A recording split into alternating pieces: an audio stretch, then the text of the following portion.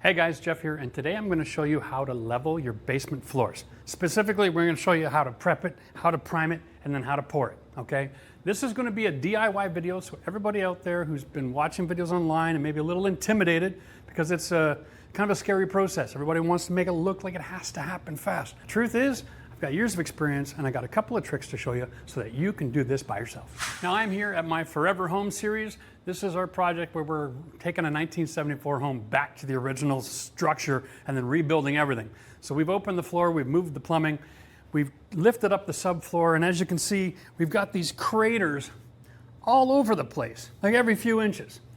Now, our plan when we're finished here is to go back with an underlayment and then a vinyl plank floor for the majority of the basement. So we've got to get this taken care of because we can't have craters in the floor. The product and the underlayment don't make any product claims that that's going to be okay. And we don't want to have issues down the road. We also have a huge hump. This floor is more like a hump in the middle. So in the middle of the floor is the high spot, kind of backwards. Most houses have got a bowl, but regardless of the scenario that you find yourself in, this is going to be the solution to your problem. We're going to take you through all the process. So before we jump into the prep, understand this. Vinyl floors on the packaging come with a specific rating for how much slope can be in your floor over a certain span before they say they are not going to warranty the installation. So you got to get that product knowledge before you go in and do something like this to make sure that you get your floor slope fixed up. Can't stress this enough. Most people don't level their floor because it's not cheap and they try to get away with a vinyl plank installation and it ends up separating over time, and it's maddening to put all that time and money into a floor project just to have it fail. This process is going to guarantee that it never fails. Step one, guys, is because we're on a concrete floor, you have to make sure that you've prepped the floor properly. So we're looking at this using our sweeping compound, because concrete, you can sweep it all day long and keep coming up with dust. But this eats the dust, makes it a much safer environment to work in, and we're just going to throw it all up in here. We're going to use the broom. We're going to sweep it first, and then we're going to follow up with a vacuuming, because you want to have this as clean and dry as humanly possible. You can see that there's no dust going up in the air. You find it at the Home Depot in the seasonal department where they sell the garbage cans and the brooms. I'm just going to finish what I got to do here. Now, guys, for sweeping up, you got to get this contraption. This is a set of wheels for your garbage can, specifically the Brute. Also sold at Home Depot. Check this out. Locks in place. Okay. Now you can be working and bringing your garbage around with you. Always bring your garbage can to the garbage instead of bringing your garbage to the garbage can.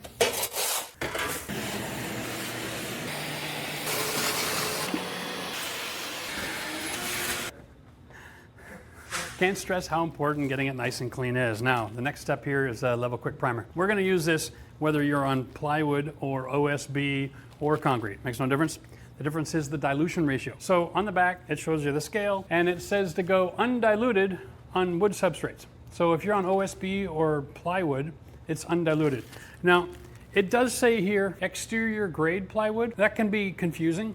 That doesn't mean pressure treated lumber or pressure treated plywood. It simply means the subfloors that they put in your house when they build the home, they're exterior graded. They're allowed to get wet a few times before we close the house up. That's what they're talking about there, so don't get confused. On concrete, it's 1 to 3, I think. So it's 3 liters. And you can get around 300 square feet if you use a 1/4-inch nap roller. I don't like to do that though. I like to use a nice fuzzy one. All right, I am going here with a full 1/2-inch roller and I get about 250 square feet. But for me, I prefer that thickness because I've got all the pits in the floor. I want to make sure that this material ends up in every one of those holes and is pushed in place. Not enough just to get it applied. You want to apply some pressure, get this in the porosity, okay? Mix my primer in a pail that actually has the 3-liter marking, okay? So I fill the water in, then I pour in the jug, give it a quick stir. This is a latex-based product. So you wash it up with warm water and a little bit of soap and you're good to go. I actually did a lot of the project here yesterday.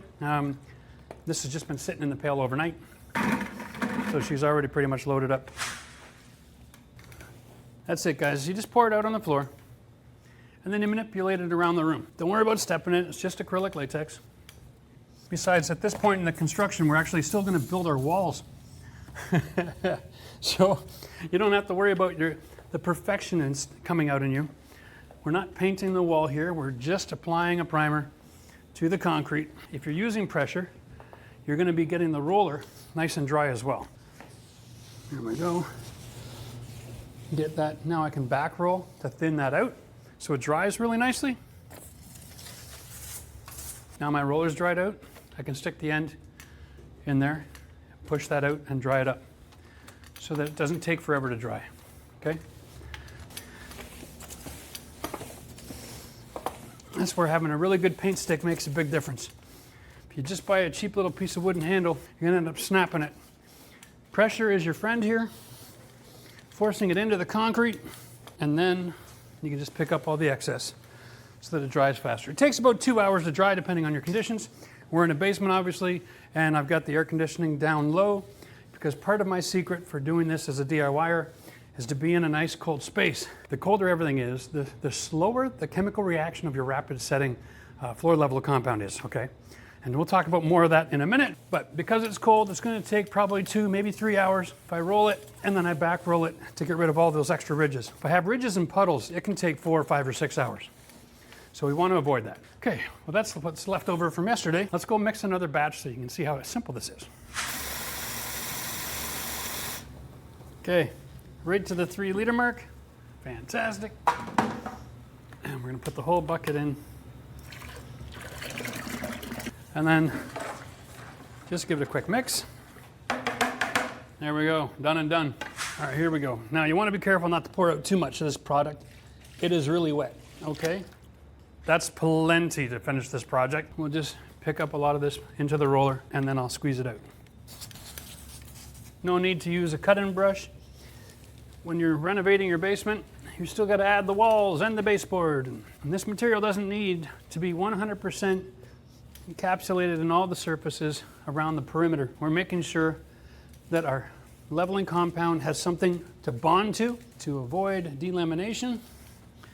When you're on concrete, the floor has no deflection. So delamination is really difficult to come to except through weather temperature changes. Concrete floors in a basement generally are the same temperature all year round.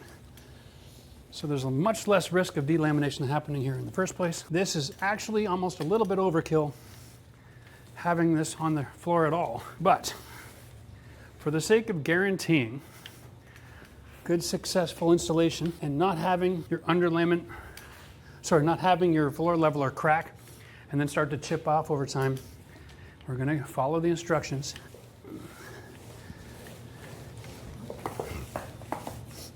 Making sure that we have lots of product in these big pick marks where I would think it might be more possible to run into challenges. Now, if you're in a hurry and you don't want to wait 2 hours before you pour your leveler, you can do this step the day before, or you can throw a fan in the room. What I like to do with a fan is actually point it at the ceiling. And it causes the air to tumble and turn over. And you'll take the warmer air near the ceiling, force it to the ground, and then hopefully you don't have a humidity issue. And this will dry in about an hour if you have some airflow. So that'll save you a lot of time. All right, for us, we're done. We're gonna go have lunch.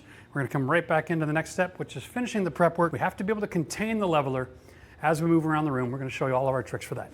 All right, now this next step is you need to find out where the highest part of the floor is so you can fill everything completely. The best floor leveling system is one that is 100% coverage. You don't wanna have a little bit here, a little bit there, just filling in some valleys, because the product itself has got a viscosity to it. So it'll always finish with a ridge. And then you're always sanding things down. You never really get true level. It doesn't actually self-level. It only levels with the assistance of doing some tooling, okay? And we'll show you this. And it only levels really nice if it goes wall-to-wall complete 100% coverage. Every other approach, you're gonna be disappointed, and you're gonna have to come back with another product and feather in and trowel in. It creates a lot of extra work. So you can grab yourself a nice big long level, and you can go where you think is the highest point in the room, and you can throw a level and you can say, oh, this is higher than there, and go around the room. Or you can use the tools that God gives you. And on this channel, I like to use laser levels. So here's the secret to make this a quick project. I've got my stack setting up here nice and high, kind of intentional. All right, boom. We're gonna drop a laser line, go in 2 different directions in this room. So now I got a green light going this way, a red light going this way, and here is the entire science right now. Go to the Home Depot, grab yourself a $5 paint stick in the paint department. You shove it on the floor. And this is the green line. So here's the height of the highest part in the house so far. We're going to go up 1/8 of an inch. Now, if the line hits the stick anywhere lower than 1/8 of an inch, that becomes the new high spot. And everything above that, those are low spots that need to be filled. So let's go take a look. All right, so here, now the stick is representing where it was on the high spot. That's low.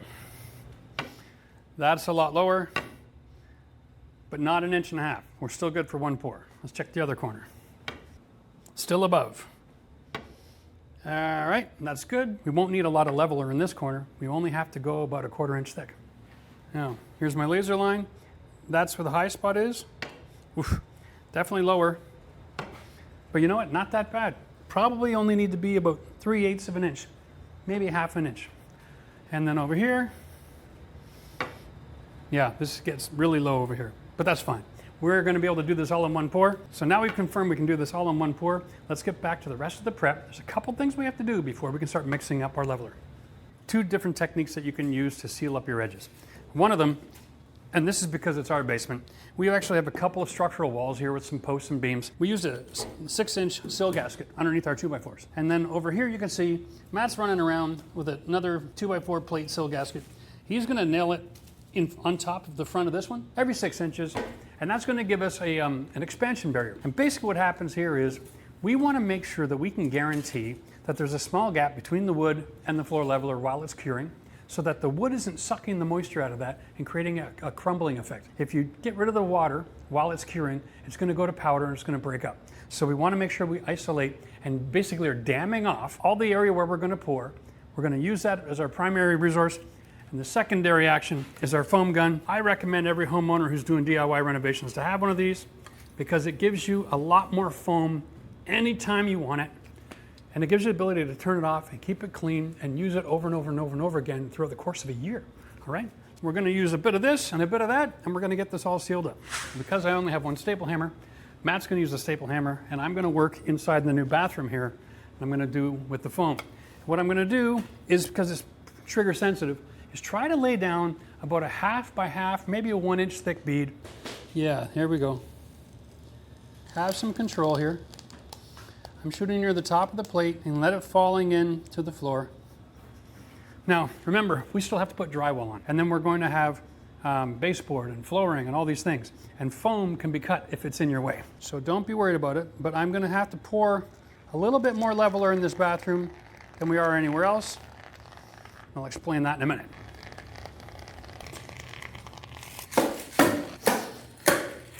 Make sure you use foam anywhere that this fluid has a chance to get around, like areas where there's no wood, up against that back wall. Create a dam everywhere you go. Also, this floor drain is discontinued. If you didn't see that video, we actually opened up the floor drain, all new plumbing underneath the concrete. We're going to use foam to create a backer so that when we put in our leveler, it doesn't drain all the way through. There we go. Dropping my laser level. I only need about 1/4 inch of material here. I'm going to use the foam gun to get this done instead of the sill gasket and just lay a bead all around the stairs. Again, we want to make sure we're not soaking up moisture into the wood while this is curing. Foam sets up in about 20 minutes, guys, so this is a really great way to get prepped. You don't have to let it sit overnight.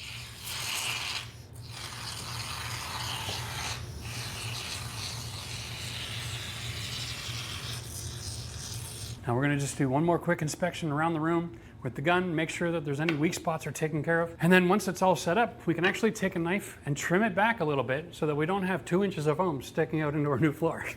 All right, guys, when you're done with the gun, turn it clockwise. Okay, that closes the cylinder right at the very tip. And you take your gun cleaner, okay, foam cleaner, and it just melts off and keeps that tip nice and ready to go for the next time. And when you store it this way. That way all the gases that are compressed in that can aren't slowly leaking out, okay? All right, so now I want to talk a little bit about the bathroom because it's a separate deal, okay? We're not doing the same height in the bathroom as the rest of the basement, okay? And this is important. Now, because of the nature of the size of this project, it's kind of a 2-day pour because the area over here in the mechanical room, the laundry room where Matt's working, we're not pouring it all today. We're going to wait until we can set up a stage somewhere else. But the bathroom we're going to do today is just that we're doing something a little different. This floor has a natural slope going this way. So here is the Schluter shower pan. You can see down here it comes with the hole in one end. That is what we've set up our plumbing for. This pipe right here. We built a box when we poured in the plumbing, and we've got the ability to move it to whatever location. We can hammer those 2x10s out of the way. Gives us lots of flexibility. We'll show you the installation video on the whole bathroom series coming soon. But you can see in the diagram, this is the rectangle. It actually has a slope from all four corners, okay? And that's the key. So this leading edge is all exactly the same height. And that height is 1 1/8. I think that's the industry standard. Let me just double check. 1 1/8 thick. It says right here on the box. Okay, that's the thickness of the profile. So what we want to do is take advantage of this slope. Okay, so we can set this in this area. Boom. And it's going to create 1 1/8 height plus whatever thin set we need to set that base. So we're going to call it 1 1/4. So what we want to do is we want to set our floor leveler in this room to the same height as going to be the leading edge of the shower pan. That way when we get at it, we can actually put in our floor system, waterproof it to that shower pan, and have the tile installed continuous right in. No curb. So in order to do that, we had to cut down a piece of lumber, add the sill, so we can create a dam here. And I want to just measure off. I'm not going to get a full 36-inch shower, but here's my toilet. I am going to get 16 inches from the center of that toilet. There's my line, okay? And that ends up being exactly 36 from the wall. Perfect. So I'm going to set my plate right here. And I'm going to get my measurement for the other side. There we go. So that's going to be our temporary dam. I'm going to fill this up with foam again. And then in a second, we're going to determine how high we're going to pour this. Right where this 2x4 is, it's going to be 1 1/4 inches by the time we set that in thin set. My plate here is not level. So what I'm going to do is I'm going to use shims down here until I get it level. There we go. And that looks to me somewhere in the neighborhood of about 1/4 inch of slope. So that means at that end I want 1 inch of leveler. So I'm just going to go like this, 1 inch. And this end I'm going to want to have 1 1/4 inches of leveler. All right. And so in order to get that accomplished, we're going to use that same wooden stick.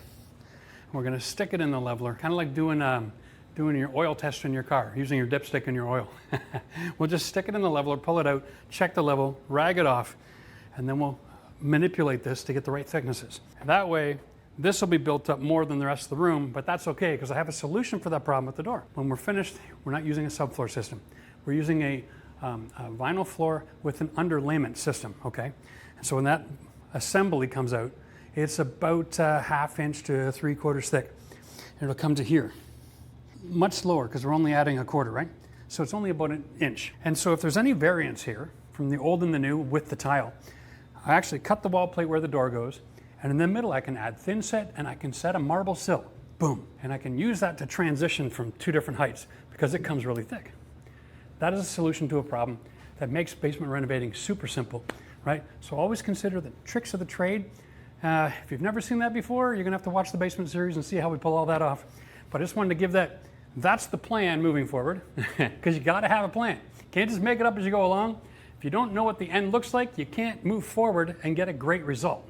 We just wanna wait a few more minutes, let the foam continue drying. We'll trim it back as needed, and it's time to start mixing. One other area we got an issue, and this is where I love this product, okay? This is a Teflon ring system. You can pick this up at Home Depot. It's called Pro Connect. It comes with screws and bolts and all that kind of jazz, but what I'm using it for right now is this. I'm going to be throwing and stacking this on top of the existing toilet flange. And it's all my bad, you know, when we were doing the plumbing, the plumber asked me, what height do you want this set at? And I'm like, oh, you know what? I think we're gonna be good just to go with 1/4 inch because we're just gonna tile right in here. But me, I wasn't thinking. Here's the back side of the flange. This is a peel and stick scenario. You just set the ring, has a bit of a mercy on it, about 1/8 of an inch, and you just double stack these bad boys, okay? Now, this is most likely not going to be its final location. But, so you know, you stick these looking at it, that's your back wall. At 3 and 9 o'clock, in this particular case, I'm going to need thicker screws. So I'm going to drill new holes. And we only want to get this in here with a couple of screws, just for the purpose of setting the height. And then I'm going to tape the seal so that we don't get floor leveler compound all inside of my scenario here where I don't have anywhere to put my bolts. The best thing about ABS is it's completely drillable. There we are. Tuck tape around the edge. That is officially sealed. The tuck tape is 2-inch? Yeah. And we only need 1.25 inches. So we're gonna be fine. We're not gonna get any mortar in and around there, so we aren't gonna have a problem with our future installation. Now we got everything prepped. We're all good to go. All right, we're gonna start on the far end of the room, and then we're gonna show you all of our techniques. We've got spiked rollers so we can get rid of the air bubbles. We got tools to push everything around, and I got a special pair of shoes that I can wear so I don't get the leveler all over my new shoes. Here's a great buy, okay? Yeah, they're a little off-gassy, but they're cheap. They're like 20 or 30 bucks on Amazon. Spiked shoes. It allows you to get in and around, right, without getting your shoes covered in all the leveler. Okay. I got my spikes, woohoo! Let's get to work. All right, so now we're gonna go take a look at the setup because we have a whole station dedicated to mixing, and you're gonna have to check this out. Now, here's the great big secret, guys.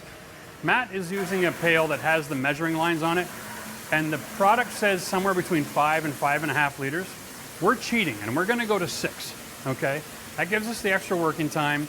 It's going to be a little bit softer product at the end of the day, but since we're going on concrete, we don't have to worry about our compressive strength. I don't need this to be 4,500 pounds per square inch. Once he gets to the 6, he's going to pour it into his mixing pails so that the measuring pail never gets dirty. And then he can slide that pail underneath our DIY homemade dust extraction system. You're going to love this. That's 1.5 inch pipe and a couple of Street 90 fittings taped to a bucket, right? Connected to our vacuum, which is outside the other room.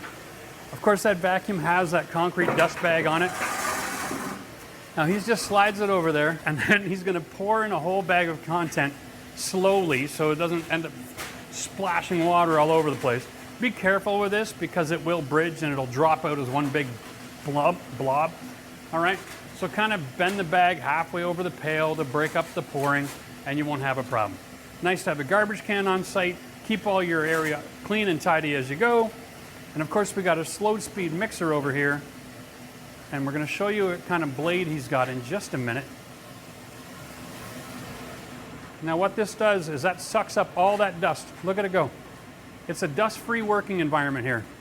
So he doesn't have to be worried about wearing a mask and being uncomfortable. And we don't have to worry about silicosis. It's gonna be just a bit messy, so expect it and don't fret. Keep pouring right to the very top if you have to. Okay, that's a 5-gallon pail from Home Depot. The most dust is when you crumpled it up. So let's not do that again, all right? Blade's behind you on the right. Show the folks the blade at home. Now that's a mixing blade. You buy that in the tile aisle at the Home Depot. Mine's got a bit of thin set on it right now, but who cares?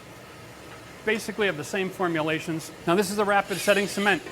So the idea here is we're gonna get this on our slow mixer. Slow mixers are a perfect tool because you won't burn out your drill and they mix at the right rate. Now you notice he puts it all the way to the bottom of the pail, and he's only gonna work that pail clockwise. Now notice he holds it down, he's gonna mix for 2 minutes on full speed. He's not gonna lift it up. Now when you're mixing the product, you're gonna get air bubbles. Those air bubbles get into the cement, and so that's why we have the spike roller. So he's doing his best to keep that blade buried nice and deep to eliminate pulling too much air into the mix. The more air that gets in there, the more work there is on the other end when you're pouring it out. It's not a level floor if it's covered in air pockets. It's just a bubble floor. It looks like an aero bar. Yeah, shout out to Chocolate Bar Aero. Woo-hoo. So 2 minutes of this and he's good to go. Now we got 35 bags in the order at 2 minutes to mix and 1 minute of prep. That's 3 minutes a bag. My job is to come over and grab that pail and pour it out.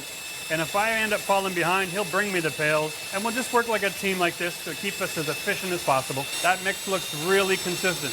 Just work clockwise a little bit and see if any weird colors start coming out of it. Yeah, if you go clockwise, bury it deep, it'll get a better mix. There we go. Just a quick little bit of information. When I ordered the 35 bags, I ordered it for delivery as well. And I went to the pro desk, not just the pro checkout. I went to the pro desk and I asked them if they have any discounts for bulk order. There's a lot of products at the Home Depot that if you order more than 10 of, you can get a discount. So they actually saved me almost $300 on the total order, which is equivalent to about 6 bags of this stuff. So that's a good deal. Make sure you take advantage of bulk order pricing and go to the Pro Desk to check out. When you're pouring out your leveler, do yourself a favor. Start at the corners and then pour along the wall. If you pour it in the middle of the room, you've got to push it all into place. It's not necessary. It's easier to pour it in place, knowing that we're going about 5/8 or 3/4 here. That's pail number 1. Now, the viscous nature of this material means that it'll want to self-level, okay? So we actually need to put 2 or 3 pails in here before, as it starts to set up, that we can push it back and hold it in place to the right thickness. So the more product we put in here, the thicker we can push it to the height that we want. Let me show you our process. I'm going to be using the squeegee to push the product, okay? I set it, the tip, there we go, about there. That's perfect. Because it's a rapid set, you are in somewhat of an urgent situation to keep the material coming in. But even if you were doing a small space by yourself, you got plenty of time to get this done. This isn't going to set up so fast that you can't control the speed.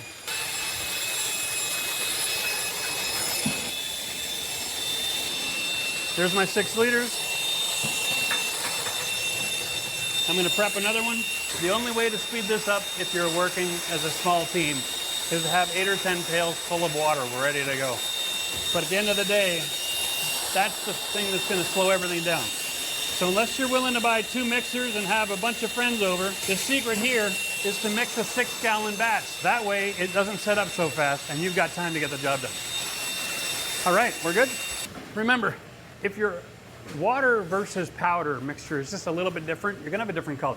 It's not the end of the world, okay? If we're going to take a look at the variations, there's a certain number of variations of water and powder and mixing time. They're all going to produce something that's way stronger than what you need. So you don't have to be all weirded out about, oh, I poured it, it's a little bit different, Greg. Relax, it doesn't matter. It's kind of like every road you drive down with your car, it's actually built to support tanks. Okay, we're putting tanks out here when we just need something to hold the car up. You understand what I'm saying? This stuff is rated for thousands of pounds of pressure per square inch. You can be a couple 100 pounds off. It isn't gonna matter. The secret here is once you've mixed it, get it dumped out as fast as possible before it sets up in the pail. Now we use the spike roller. We're gonna mix the old and the new, okay? Gonna kind of keep that wet edge going. This also gets rid of the air.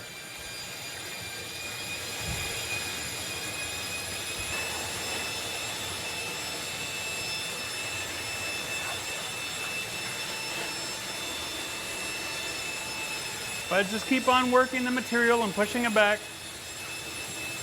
It'll all mix on the floor to be very, very consistent at the end of the day.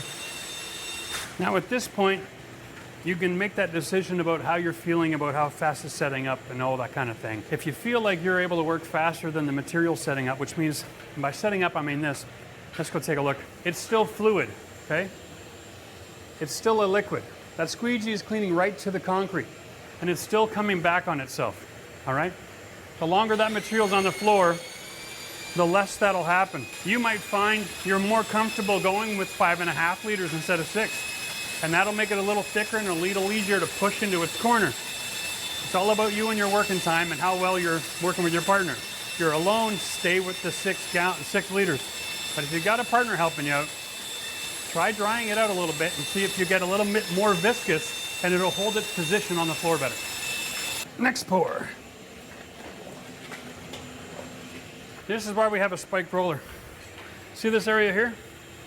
That material didn't get blended in the water very well. That's okay. I'm just going to dry through it a few times. It might be residue from the previous batch. Okay? And we're officially blended. Nice, problem solved. If I have air bubbles, I just run the spiked roller, gets rid of the air bubbles. So the right mixing technique with the right tools work together to get a great result. Usually these air bubbles will show up on the surface of your mix within 5 minutes of you dropping it down on the floor. So it's important to have this handy. It's like aerating your lawn, only backwards. Yeah, I'm right on my spot. So I'm used to holding my stick right to the surface. I'm right on my spot. That's awesome. Let's try over here. I still need more content. I got to get the stick higher up. So my next pour I'm going to put right in this corner. Thanks, Matt. Now over here, I actually had Matt come by earlier and mark the level of the floor right there on that black mark. So that's what I want to get to. So I'm going to push the material there and see if it'll hold its shape. See how it wants to pull away? The viscosity of this material will hold its height over 6 or 8 feet where you want it, but not over 4. So in order for me to get it that high and keep that shape, yeah, I've got to get another pail of material right here. There you go. Well played. 8 bags in, we got 35 bags for the whole basement. I think I miscalculated a little bit, but here's the deal.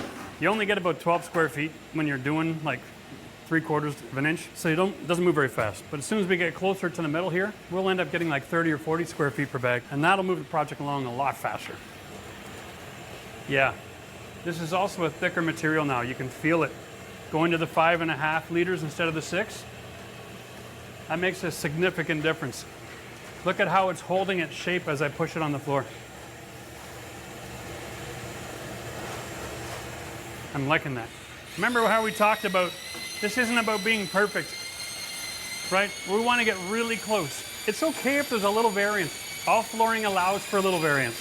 What we want to do is create such a minimal amount of variance that we don't have any problem with the installation over the length of the period of 20 or 30 years. If I can get within 1/8 of an inch all over, up or down, with smooth, gradual rolls in the floor, I'm more than happy. And that's what this is going to give me. It may not be perfect, but it'll still be perfect.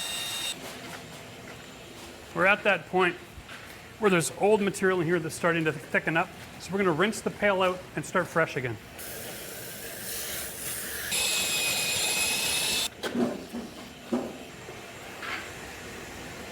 You see? That didn't want to level by itself. It needs to be tooled. It needs a little bit of motivation, a little bit of love. And let's check our height. That's in contact there. Bam. Yeah, I'm a little high. That's good news. That's easy to fix. Let's check it here. Contact on the money. I'm a little high down there. That's where the spike roller comes in. This moves material a little bit at a time. It's not over exaggerated. So I'm just going to come in here, comb it forward, encourage it to come this way.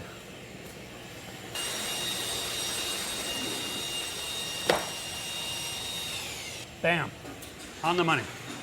All right, just take your time, use that line, work your way through the room. You can even check in the middle of the room. Just got to be a little bit more steady. Oh, I like that. That actually was perfect too. So now we're starting to get thinner because the floor's starting to come up. Let's pour here now. We're on the money. That's perfect. Okay, so now all I want to do is just blend. Add more content there, more across the front, and then I'm just going to roll it back and forth with that special spiked roller because I don't want to reduce the material. I just want to blend it in.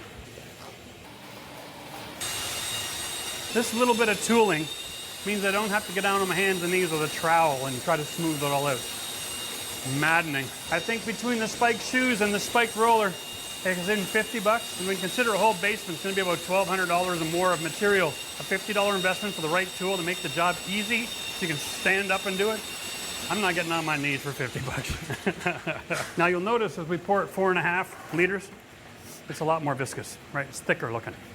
And that's exactly what we're looking for. We don't need to be in a hurry to slow down the drying time. I'm good with it. We started off at 6. We weren't sure about the environmental conditions, how cold, how long it would take to set up. It was staying runny plenty long enough. We were 4 or 5 bags in, so we dialed back to 5.5 liters now. And look at this, I pour it, and now it's not even closing. I have to physically manipulate this material. So I'm just gonna give it a little bit of a nudge into position, confirm my height, and then make sure I don't have too much product on the ground. Perfect. Loving it. That $5 throwaway broom handle, that's money in the bank. Check out all these air bubbles from the last 4, right? You see that? Okay. Just a bit of a pass. Blend the old and the new. Bye-bye air bubbles. You know, it's amazing. There's so many videos on the internet about how much you have to be in a hurry. You need 5 or 6 guys, and I swear, I think they're all just there to scare you so that you hire their company to do this job. So the difference between concrete and cement and thin set and leveler is the level and type of aggregate. It's basically all Portland cement compounds. Concrete has rocks. Thin set usually doesn't have sand or rocks. It's mostly chemical. This stuff has got a bit of sand in it, but it's all got Portland cement. I'm just working it up to keep my edge wet, okay? If I tool it, then it loosens up. And if you leave it alone, it sets up. So if you need more working time, you tool it and it loosens up. That's all. It's a nice, simple trick. Just run a blade along the edge, right? Put in that little ripple, give it a bit of a tooling, and you're good for another 10 minutes. I'm gonna actually check that far corner over here, because we just poured this one. I wanna know if I put in too much or not enough. Yep, not quite enough. It's good to know.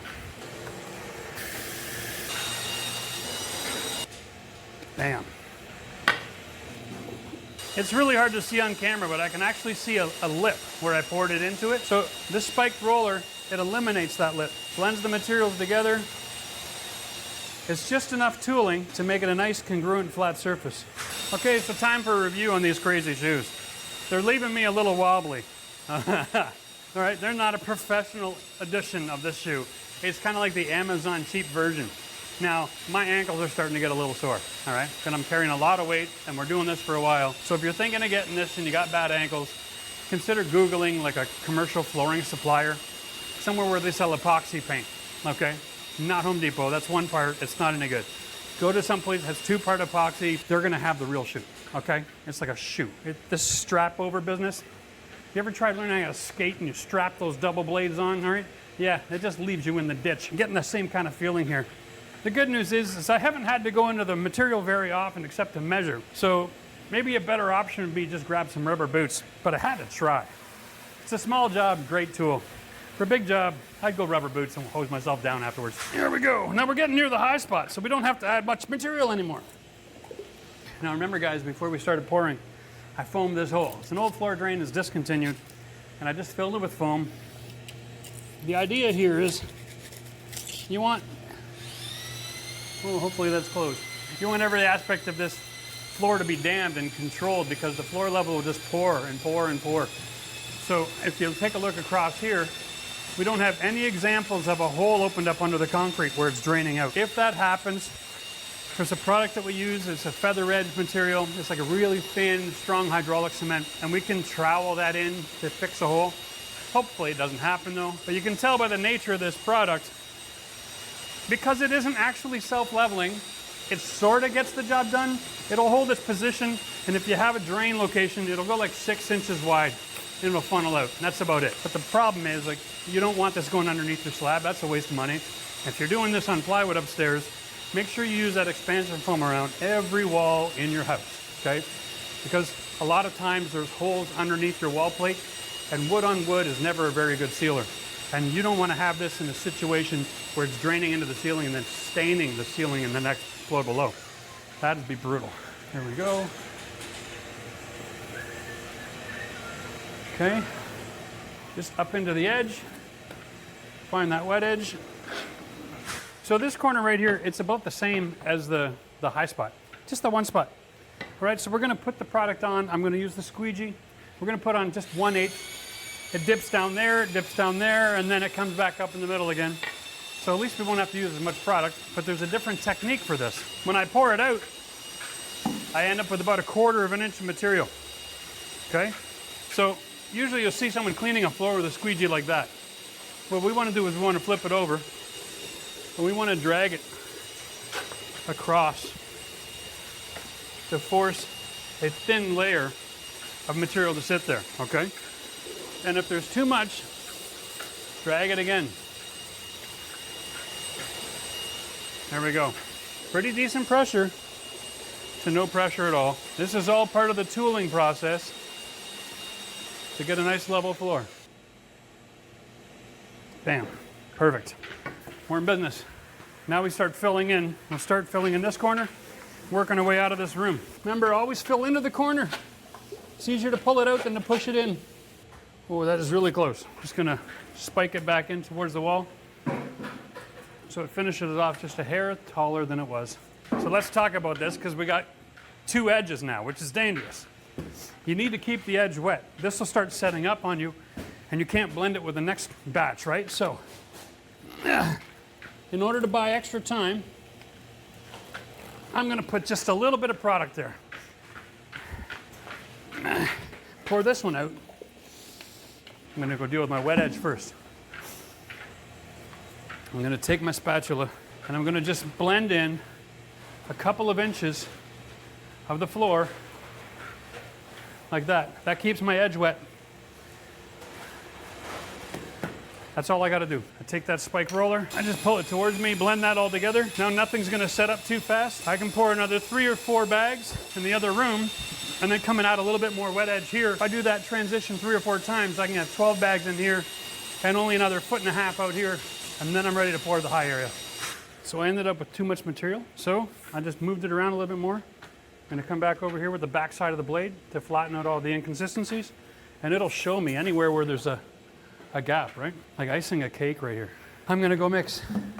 We're switching jobs so we can switch muscles. He's been bent over like this for like the last hour and a half. So we're gonna switch out. I'm gonna make the pails.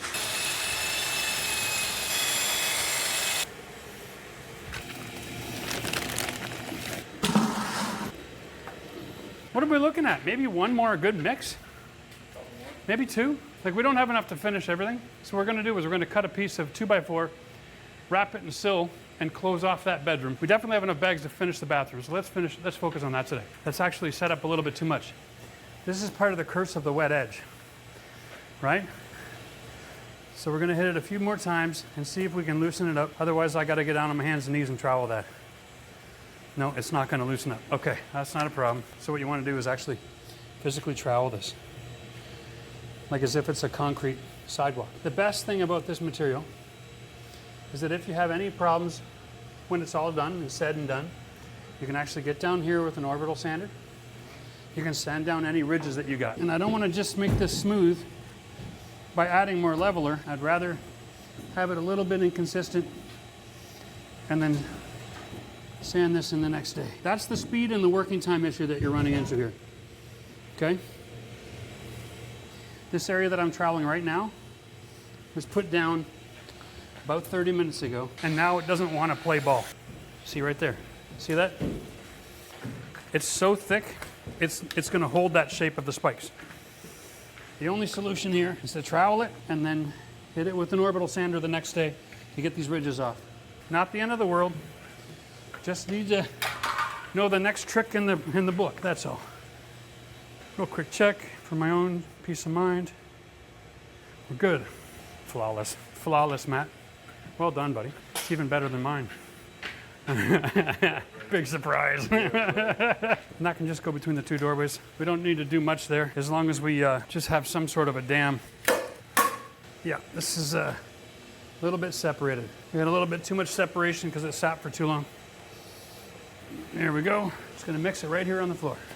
Now the reason we threw the 2x4 in here is because this room is gonna get poured tomorrow. And in order to level all this out, I wanna have an actual break in the flooring. I want a break in the leveler. If I just let it dry out and dribble out, I'll have this rounded effect. It's really hard to level back the other way afterwards. So it creates an extra step. So by creating a solid break, I don't mind if it's a joint, 2 different pours, because then it's a flat edge. It pours up to a flat edge. Great. When it rounds off because of the viscosity, the material is only designed to go in at 1/8 of an inch. So if it rounds off down to a 1/16, and I only need another 1/16, it's not gonna be thin enough to do that job. So then I gotta pour this, and then I gotta come back and sand my ridges, and then I gotta feather in some other product. That's 3 steps. Call it a day, put down a 2x4, 1 step, tomorrow we finish this. That simple. 1 1/4, here we come.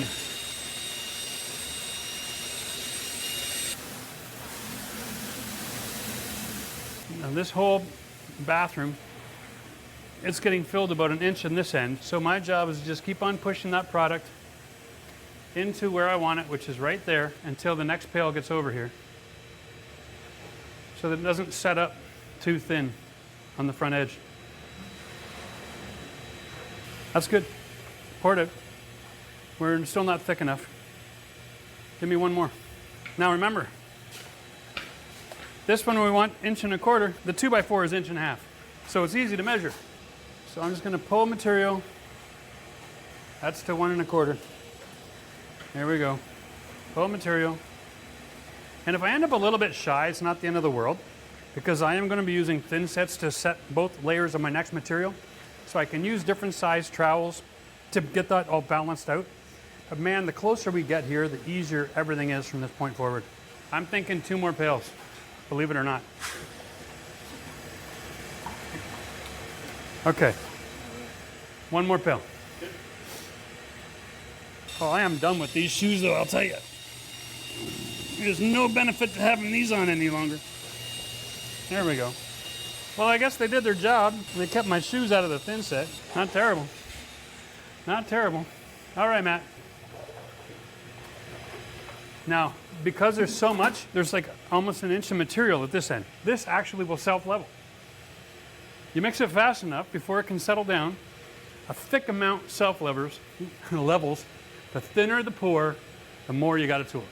That's the rule. So if you're looking for an easy installation, pour heavier. If you're looking to save money, pour thinner. But then that's a lot of work. Right now here, I am so close to 1.25 inches, it's not even funny, right? Over here, we're simply trying to get to the thickness of the styrofoam shower pan floor. I'm really happy with this. And the rest of this is self-leveling. We got a sinkhole here. We do have a sinkhole. We must have had a cross cut. That's where the drain is. Yeah, So that foam didn't finish curing all the way down. Yep. All right, it is what it is. That'll have to be patched tomorrow. So tomorrow we're gonna do a couple of things. We're gonna do the patch, we're gonna do the quick bit of sanding, and then we're gonna do a little bit of cup grinding over in this area. All right, so we're just gonna finish off the video with a couple of little touch-ups to get this to a perfect smooth finish. All right, guys, well, it's next day. We're down in the basement on the floor, and we have a couple of issues we got to deal with, obviously. So let's take a look at this first. We have 2 places in the floor where we actually had a failure to contain the product. This is the old floor drain. Remember when I cut the foam off, it was still a little gooey in the middle? Well, this sucker buried its way through there, and some of it drained in before it set up. And then over here, we have this little hole. This hole right here, this is where we poured our footing. So it was a 2x2 square, and we used a quick cut and we cross cut off the corners. And so there was enough of a trough there that got right down underneath the slab, and it became an issue. So before I go any further, because we're gonna pour in this room today, I'm gonna throw a little something in that hole. There we go, and there's another one here. And I got another hole from another cross cut over here. Now we know that that's potentially gonna be an issue. We'll just be smart about it and proactive. Okay, there we go. That'll solve that problem from happening. Also wanted to show you this area here, right on the floor. This is where we ran into that issue where we got the spikes in, and it was so thin that it dried so quick that the spike rolls stayed there, and they were just like nasty. So I did the quick little trowel job, and it's not terrible. It's a little wavy, right? So what we're gonna do is we're gonna probably get the sander out, give it a bit of a shot. Really not gonna be all that important, because at the very end, we're gonna pull out our underlayment, what we're gonna use for our flooring. We're gonna show you how it gets installed, so you have the end from the beginning. And then you realize that even a textured mistake like this is not gonna have any significant effect on the overall performance of the floor. But here, we have 2 different height pours. So I just wanted to run through this. I'm gonna just shim this. We'll see how much the difference is. That's about perfect. There we are. So here's the difference in the floors, okay? Okay, so that is not 1/2 inch, it's about 3/8 of an inch. So when I get my underlayment on this floor and my flooring, versus over here I'm putting an underlayment plus tile, they're both about the same thickness in the finished assembly. This area will still be that much higher. So what we do is after we frame, we take the plate, we cut out for the door, we're going to mix a little bit more of the leveling mixture and pour it into this height, and then use thin set to put on our finished tile. Okay, so we're going to use a marble sill here, and that is about 1 inch thick, and it'll be just a little bit higher than this floor and higher than this floor, but it won't be like a huge step, right? It's going to be very, very minimally invasive. It's a great finish. It's a great hack. So make sure you watch out for that video when it comes soon, because the first project we do down here in the basement is going to be getting this bathroom done so we can get rid of our porta potty outside. Now, with all that being said, it's time to whip up some mix. We're going to pour the rest of this room, and then we are going to do our feather patching. We'll show you that product. They have one at Home Depot available, so I'll show you what that is. So if you run into those issues, you'll know where to go to get it. The solution. First, we got to get rid of this plate. Remember, I still got my stick so that we can identify the height of this pour. Right here, it was actually really quite thin. This is 1/8 of an inch. And that is pretty much the minimum that you want to go with. So the plan here, this is really low along the back wall, and then it starts to rise up right to the door, because this is kind of the high spot in the room. So we have to finish with 1/8 of an inch regardless. It's going to be just a little bit above the rest of the level over in this area. And that's okay. Thanks, boss. And then we're mixing 5.5 liters of water right now, which is a pretty solid mix. And then we're going to switch over to 6. We'll push the 5.5 into this area because it's going to be pretty thick. And then we're going to switch to the 6 liter just because we want to be able to thin that out and go to 1/8 without having to work too hard. It sets up really fast if you put it at 1/8 of an inch with only 5.5 liters of water. We're just going to be smart about it. Like I said, we're on concrete here, so we don't have to worry about the compressive strength, the nature of this product at all. We just want to push that in against the back wall. There we go, and let it flow to me. No, I need another good full quarter. So the next pail we'll pull her across here. That'll push it up again. We'll get the right height. It's amazing. It's holding at about 5/8 of an inch at the end of the wall and out to 1/8 of an inch. That's self-leveling, right? This is why tooling this stuff is so important. It's already setting up. That first couple pails, by the time I get 2 more pails on the floor here, there'll be enough material out here to hold that height, and then we'll be good.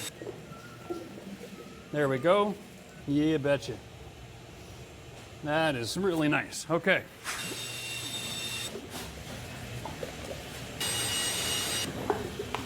And we're going to just trowel it forward just enough to cover the ugly. There we go.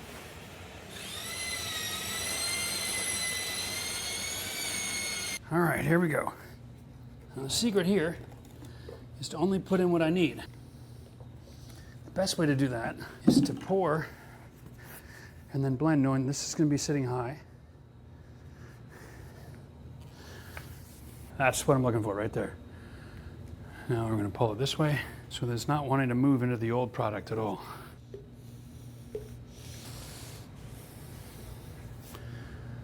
Here we go.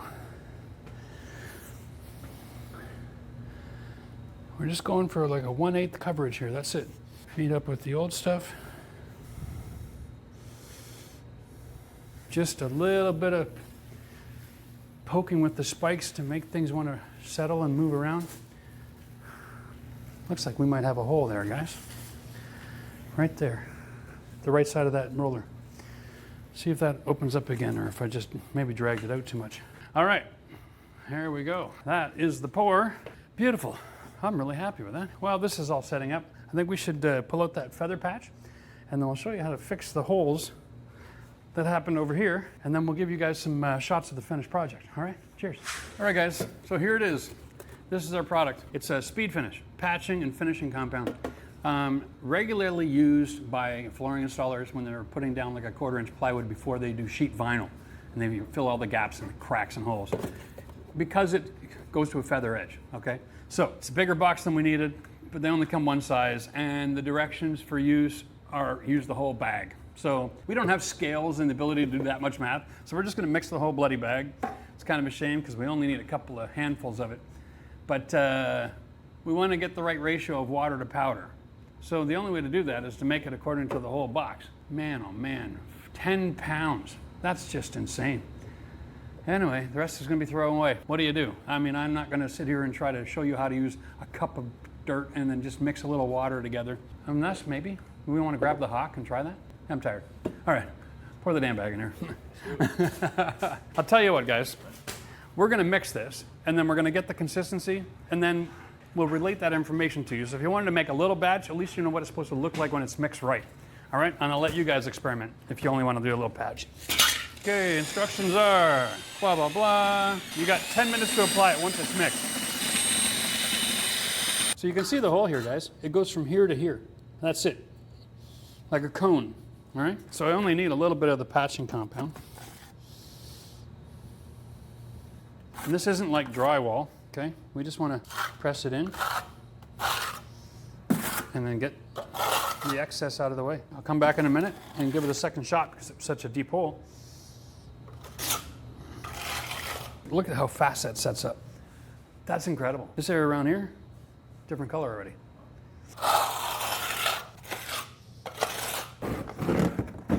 Now this stuff here, you can lay flooring almost immediately after you put it on. That's why the contractors use this kind of stuff. But here you go. This is our underlayment, dimpled, so it allows air to pass. All right, carries a lot of weight, like super compressive. That's amazing. And because of the nature of all these little dimples and the air spaces, this will traverse any kind of little ridges that you have. So if you know the end from the beginning, I know I'm putting this down and then I'm putting my vinyl floor. So the fact that this isn't the most attractive patch in the world doesn't mean anything. It is still perfectly flat. Should throw the level on that and see how it looks. Oh, here we go. There's my patch. Almost completely dry. Now it's a nice thick putty. I'm gonna come back here and I'm gonna level that off. Yeah, that's a much better application. For those deep holes, letting it set up does a much better job. There we have it, folks. Dead level. All right, that's how you do leveling up your basement, guys, all right? Take your time, damn it, good prep, good product. Don't be afraid, you don't have to be in a hurry. Just remember, the longer it takes you to get every pail poured on the floor, go to the 6 liter if you need to buy yourself some extra working time. You won't have any problems like this. And if you do, that's how you fix it. So thanks for joining us. Hopefully that helps. Make sure you subscribe to the channel if you want to watch the rest of this basement renovation. All right, cheers till next time.